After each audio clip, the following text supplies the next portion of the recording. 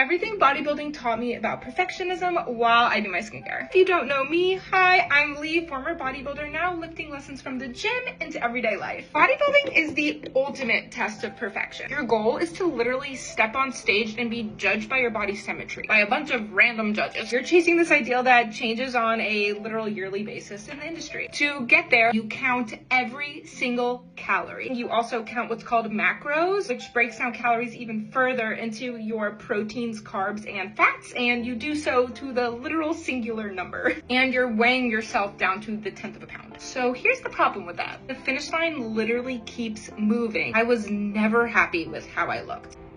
I had this all or nothing mindset. If I wasn't gonna give it 110%, why bother? Because at the end of the day, I wanted to show up on the stage and literally be this perfect, lean, symmetrical, whatever the heck the judges needed that day. And my addiction to external validation was ridiculous. All I cared about were what other people thought. Judges, social media. But here's what I've realized since. Perfect doesn't actually exist. It is completely subjective. A coach could think one thing about myself and the judge could think another. And guess what? They were gonna have their different opinions because they're two different people.